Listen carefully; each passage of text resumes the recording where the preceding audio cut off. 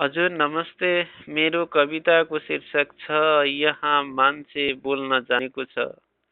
यहाँ मान्छे बोल्न जानेको छ।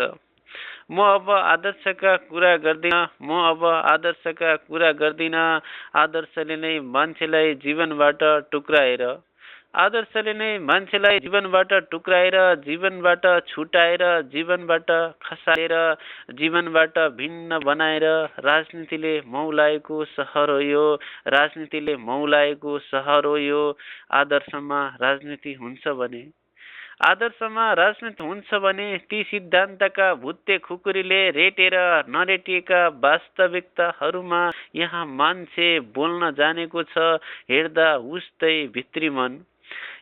उस्तै भित्री मन तर नदेखाउने मानिस अरूको गल्ती कनाएर हेर्छ, कोटाएर हेर्छ। तसर्थ यहाँ मान्छे बोल्न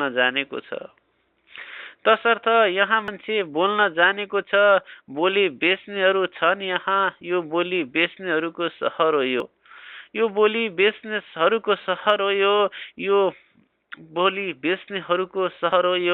बोल्न सजिलो छ, बोल्नेहरू नै अभिशाप। उफ, नसिहतको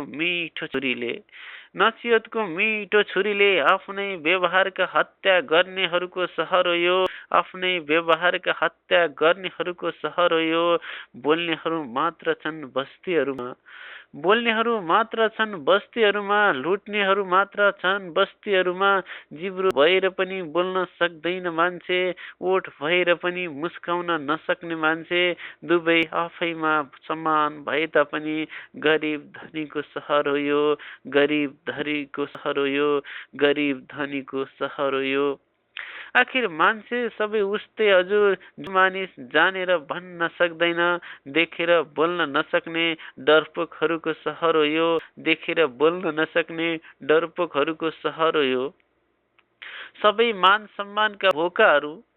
मान सम्मानका भोकाहरू आफूले गर्न नजाने पनि अरूबाट मान खोज्दैछ मान्छे। अरूको गल्ती देख्ने मान्छे, आफ्नो गल्ती लुकाएर ढाक्ने मान्छे। मानिस शिक्षा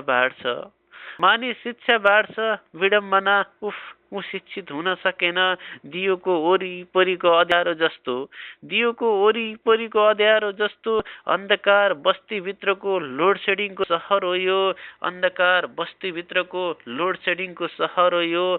स्वार्थी मानिस, झुटो मानिस, खेद मानिस, अत्याचार गर्ने मानिस, अन्याय गर्ने मानिस, रुने मानिस हो, रुलाउने मानिस हो। तसर्थ यहाँ मान्छे बोल्न जानेको छ।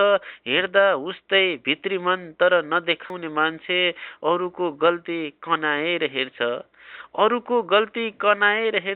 कोटाएर हेर्छ। तसर्थ यहाँ मान्छे बोल्न जानेको छ।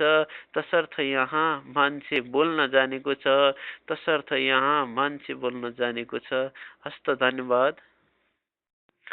हजुर नमस्ते। मेरो कविताको शीर्षक छ यहाँ मान्छे बोल्न जानेको छ।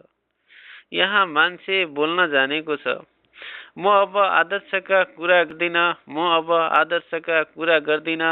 आदर्शले नै मान्छेलाई जीवनबाट टुक्राएर, जीवनबाट छुटाएर, जीवनबाट खसालेर, जीवनबाट भिन्न बनाएर राजनीतिले मौलाएको सहर हो यो। आदर्शमा राजनीति हुन्छ भने ती सिद्धान्तका भुत्ते खुकुरीले रेटेर नरेटिएका वास्तविकताहरूमा यहाँ मान्छे बोल्न जानेको छ।